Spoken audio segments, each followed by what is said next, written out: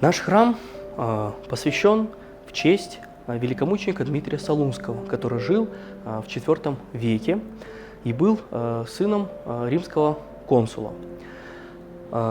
Этот святой великомученик был воином, впоследствии принявшим христианство и мученичество за Христа. Вот в нашем храме есть такая почитаемая икона, которая была написана одним из наших прихожан. Вот, и эта икона, она отличается от других тем, что в изображении святого есть характерные черты славянской наружности. Вот так увидел святого Дмитрия Солунского наш прихожанин, который писал эту икону.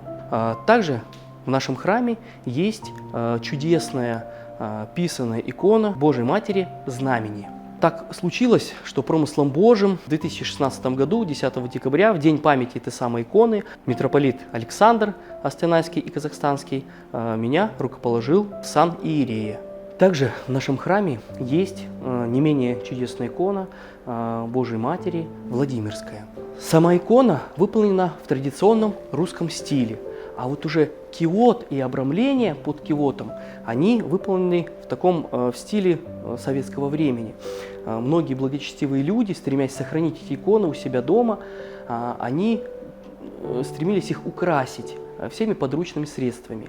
И вот в данном случае тут икона украшена фольгой, золотинками и где-то с добавлением металла. Это вот было такое стремление благочестивых православных христиан как-то вот выразить свое почтение Божьей Матери и этой самой святыни.